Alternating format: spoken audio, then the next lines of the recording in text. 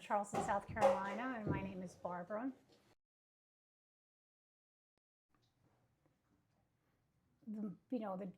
The moments leading up to the experience was pretty profound.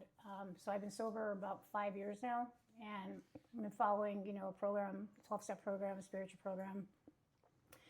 And I, started to hit this spot where just nothing was working, it was just something, I was just so miserable, and just felt like I couldn't keep living the way that I was living, and I couldn't, drugs and alcohol weren't an option anymore.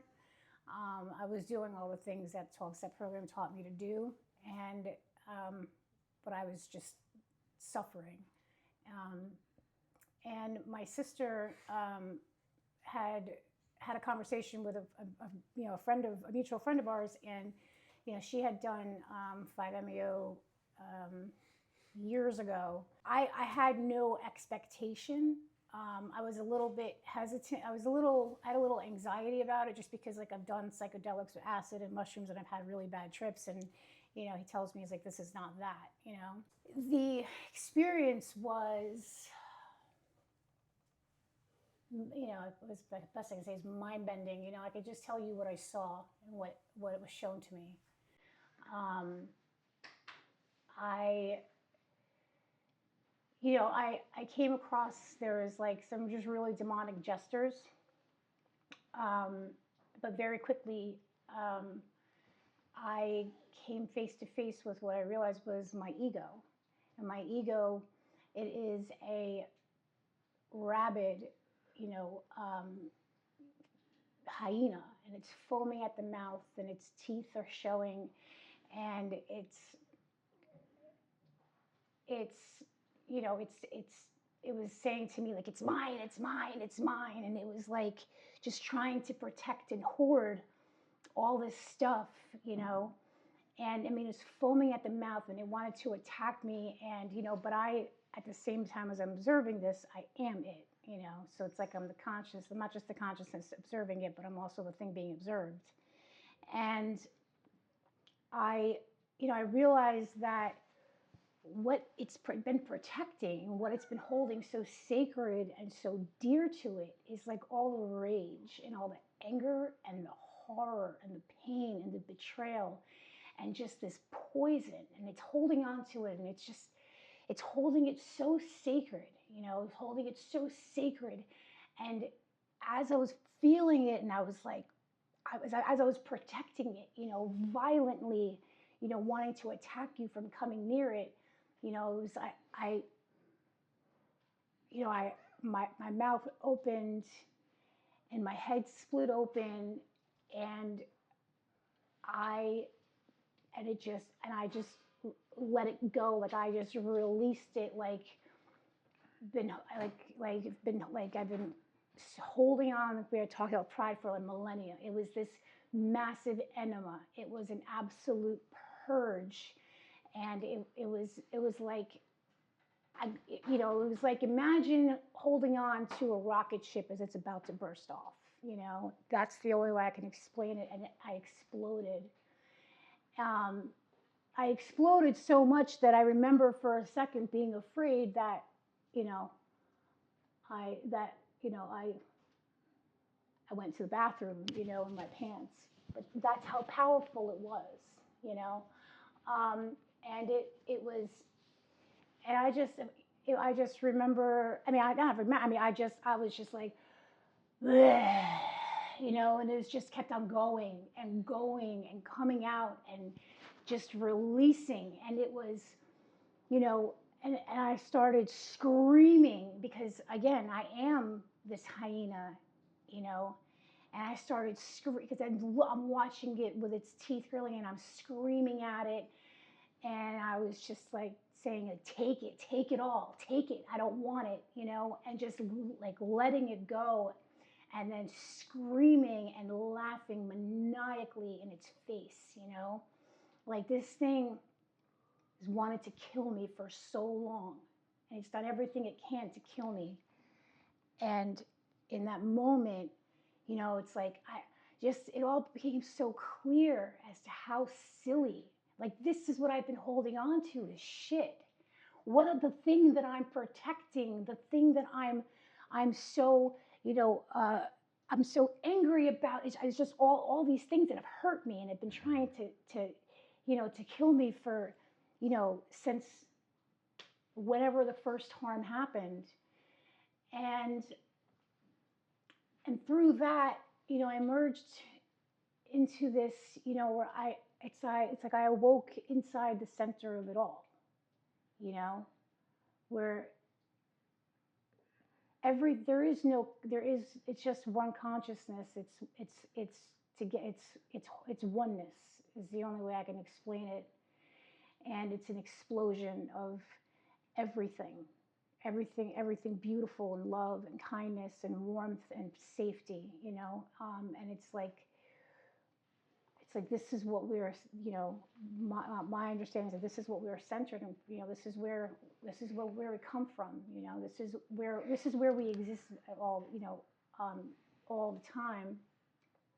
And it's just all been so silly, like everything that I thought was real, everything that everything that's happened, everything that those events led me to believe about myself, about people, about life, about, just fears, all of it is bullshit. None of it's real. It's all a construct of like my mind here in this space, because it's too big, it's too vast for me to wrap my little, brain around. I have a question for you. Mm-hmm. You speak like someone that has some knowledge about, the universe and, No. Do you have, no, but what I'm trying to say is, do you think someone that is not in contact with that, I mean, how do you learn? You learn it through the experience? It just revealed to you, or you had prior, information? Or do you think? This is just what's been revealed to me. That's what I want. Yeah, this is just what's been revealed to me. And like like I'll never forget it. I'll never forget coming face to face with this monster that lives inside me.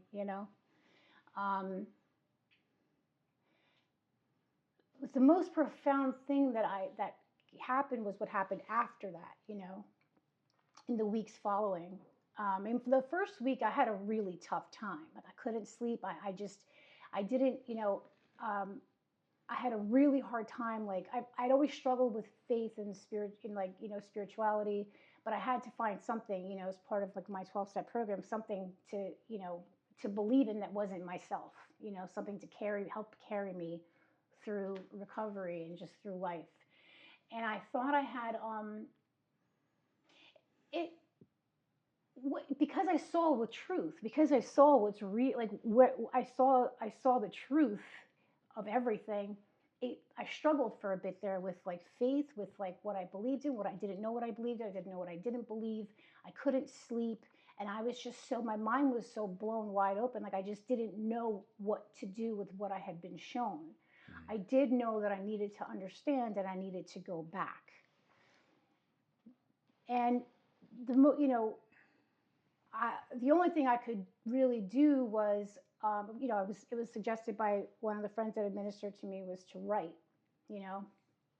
and I started writing, and at first it was tough, but then it was, this thing was real in me. I started writing, and it just started to pour out, and what that session had showed me, what it revealed was, and I'm going to get really personal, but I'm open. It's a beautiful thing. It's life, the lesson I've gotten that is that I hate myself, I despise myself. And I spent years trying to kill myself. I was when I was a small child, like everybody has trauma, and the truth is,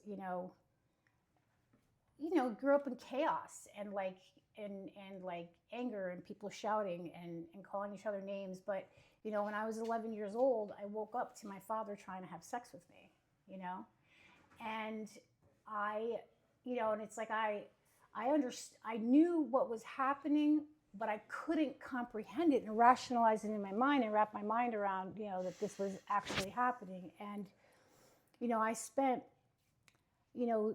years letting older men do things to me, acting out sexually with older men because I was trying my best to normalize what my father had done to me, to normalize that so that I wasn't so dirty and I wasn't so broken and I wasn't so pathetic and there wasn't something so wrong with me that this happened to me.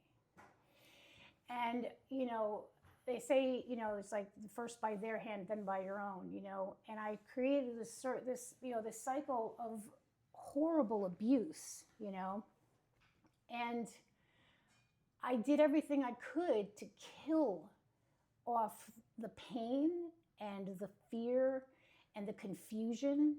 I did everything I could to make it make sense. Like, I'm a whore. I'm a horrible person. There's something not right with me. God doesn't love me. I'm forgotten about. And the worse it got, the easier it was to believe these things. Mm-hmm. I hated myself. And it's funny because it's so basic to say, oh, it all comes back to, daddy issues, but I don't think it as daddy issues. I think of it as, anyway, stemmed from something that, your first source of male safety and, the first bit of betrayal in your life coming from somebody who's supposed to be your ultimate protector, betrays you, and that'll of course disrupt someone's psyche, but I hated myself. I remember hating myself so much because I'd forgiven him a long time ago. I forgave him. At that young age, I had the capacity to love so deeply and forgive him. And I couldn't not love him. He's my father. I loved him. I was loyal and deeply committed to him. He was my dad.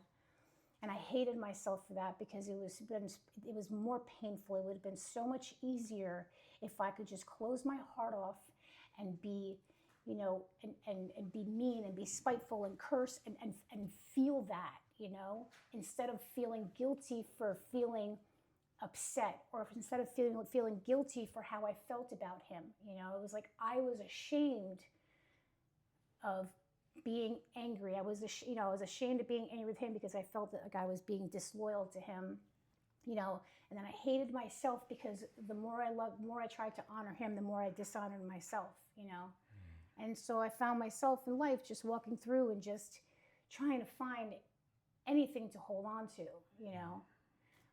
anywhere to belong, anywhere to like make it okay. And it never was. And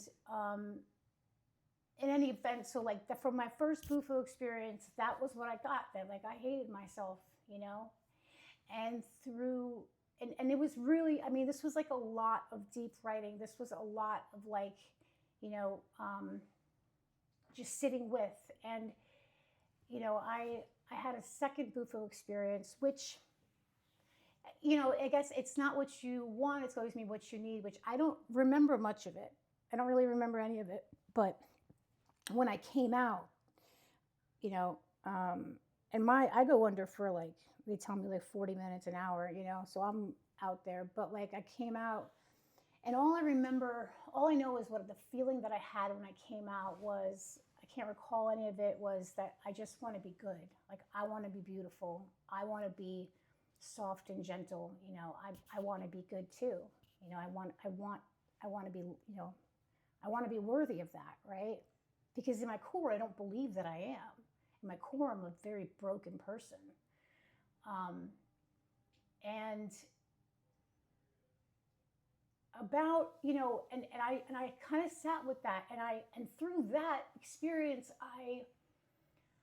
it was like it's the integration afterwards, right? So for me, it was little things like, stop hating yourself for not looking the way that, for not like seeing what your peak physical potential is, right? Get up and do something. find some peace. So like starting to actually get up and do yoga and do Pilates and do things, and not because I have this, goal of vanity, but because I want to see what I'm capable of. I want to honor myself, and I'm worthy of that. How can I,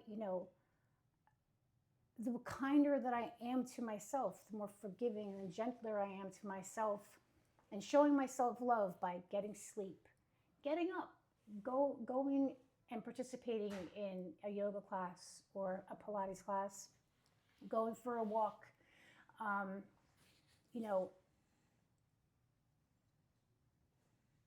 that has been my form of integration, or a form of integration for myself, because these are really big things, for me. This is somebody who would rather sit there and have a reason to hate and like not do anything about it, because if I take action to correct something, then I have no reason to say I don't have an aim or something to throw in my own face about why I'm such a horrible person, why I'm not worthy, why I'm just never good enough.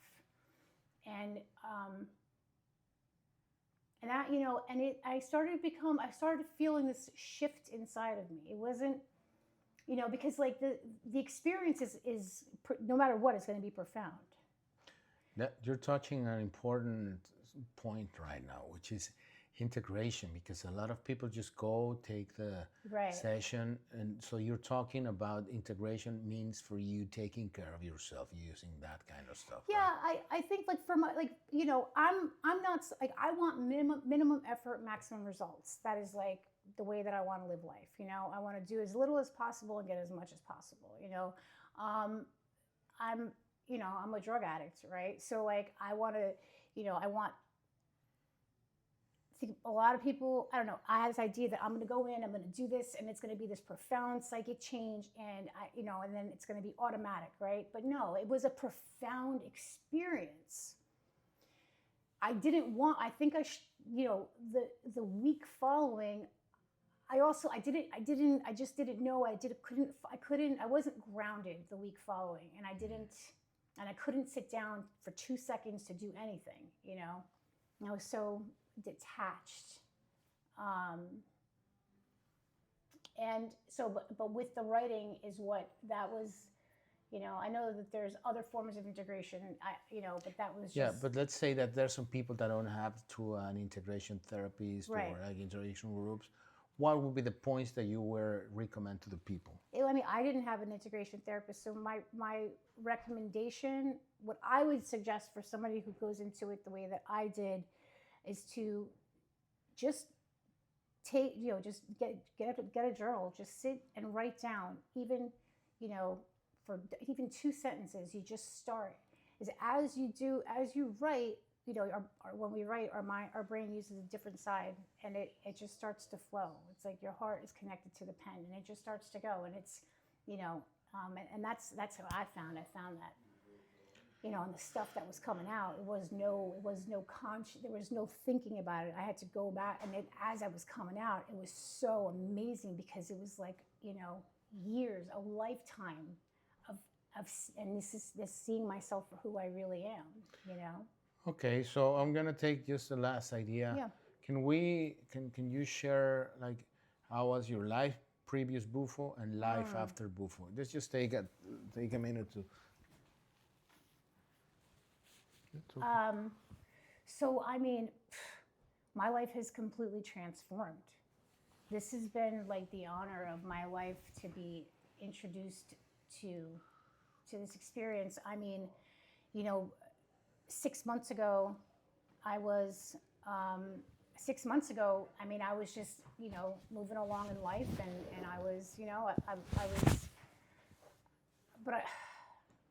today I am somebody that I get up, I set an intention, I give myself the space to, I honor myself if I'm, I recognize if I'm trying to avoid something, because I'm trying to stay comfortable in the behavior that I've always stayed in, if I want to challenge myself and honor that, because I'm worth, seeing what I can do. I have found, there's been a lot of stuff going on in my life, and I've found, in the strangest way, that I have, I've been just sitting calmly, okay. sitting Praise God. calmly, you know, in the storm. You know, when I got sober, probably about a year and a half into it, like I, you know, had always felt like I was being called to it, but I got with, you know, with sobriety, you know, it was so precious to me that I wasn't going to risk. I just couldn't risk it. I wasn't, you know, it's just for me. I just didn't know, and I think that because, you know, alcoholics and drug addicts, we're just wired differently, and while the intention isn't to, you know, while the intention is, you know, is plant medicine, the spiritual journey, putting something in my body could very well trigger my disease, because I have a disease that's centered in my mind. I have no control of it. My only defense is complete abstinence. But, you know, and I think that it's something that people in recovery, like there's a small group of us, but people, I think it comes to you at the right time when you're ready. You know, I was 4.5 years sober, and it came at the exact right time for me. You know, You have to put yourself in a position that you can manage it, right? yeah, In a way. it's well, it's. I think if it's something that you have to manage, then it's not right. You get what I mean? Like, for me, this is not a recreational thing. Like, this is a, you know, it's not something that, like, I could have done it today. Like, I'm not, like, you know, my last session was 2 months ago, and I got everything that I needed for this period of my life right now. I am still in integration right now with this last one, you know? So it's like, I think it's your relationship to it. If you're going in thinking this is going to be, oh, a great psychedelic trip, it's not that. This is like not child's play. This is something that you honor and you take very humbly, with gratitude, and, you know, and you're doing it. And I think anybody that's doing it is doing it for these purposes, right? As a spiritual, you know. Well, there's all kinds of No, well, people, yeah, but you're not. but you know what I mean. Like, Yeah, it's exactly. you know. But if you're, Yes. it's all in what's your intention with it. Yes. You know. So for me, I don't want to relapse. I don't want to.